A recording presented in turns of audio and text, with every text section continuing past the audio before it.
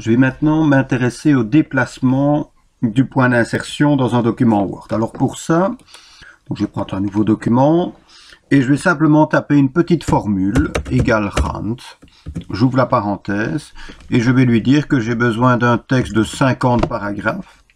Je mets une virgule et je lui dis que j'aurai 5 lignes par paragraphe. Donc petite formule qui permet d'obtenir rapidement du texte.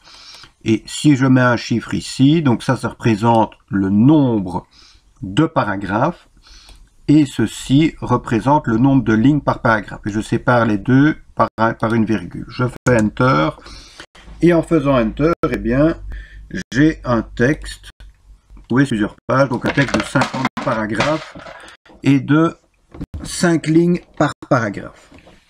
Alors, pour placer le point d'insertion, donc le point d'insertion c'est la petite barre clignotante, évidemment on a la souris, on peut cliquer tout simplement avec la souris. Maintenant, on peut aussi utiliser les touches de direction, donc les flèches situées en principe entre la section principale du clavier et le pavé numérique. Donc flèche droite, je vais chaque fois déplacer mon point d'insertion d'un caractère vers la droite. Flèche gauche, je déplace mon point d'insertion chaque fois caractère vers la gauche, comme je vous montre ici.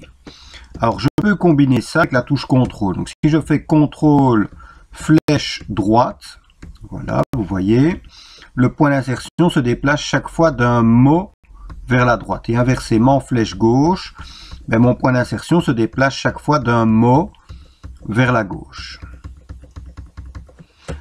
Alors, flèche bas, la flèche bas, je déplace chaque fois mon point d'insertion d'une ligne vers le bas. Flèche haut, je remonte chaque fois mon point d'insertion d'une ligne vers le haut. Et de nouveau, je peux combiner ça avec la touche CTRL, donc CTRL flèche bas. Voilà, vous voyez, je déplace chaque fois mon point d'insertion d'un paragraphe vers le bas. Et inversement, CTRL flèche haut, je déplace chaque fois mon point d'insertion d'un paragraphe vers le haut. Alors, ce qui peut être intéressant, c'est deux touches qui se trouvent au-dessus des touches de direction sur un clavier normal, sont les touches End et Home. Voilà, je vais cliquer au milieu d'une ligne. Et si je veux placer mon point d'insertion directement à la fin d'une ligne, eh bien je peux appuyer sur la touche End de mon clavier, End ou fin. Et vous voyez que mon point d'insertion se place directement à la fin de la ligne. Et inversement, si je veux placer mon point d'insertion au début d'une ligne, je vais appuyer sur la touche Home. Donc End, fin de ligne, Home, début de ligne. Et de nouveau, ces touches sont combinables avec la touche CTRL. Si je fais CTRL End, eh bien je vais directement à la fin de mon document. Donc ici, mon point d'insertion s'est placé sur ma dernière page. J'ai un document de 7 pages, je suis sur la dernière page, à la fin de la dernière page. Si je fais CTRL Home, CTRL Home, eh bien je bascule directement en haut de la première page. Je vais au début de mon document. Alors, je peux également utiliser les touches Page Up, Page Down. La touche Page Down seule me fait chaque fois aller en bas de l'écran. Tandis que la touche Page Up me fait monter chaque fois en haut de l'écran.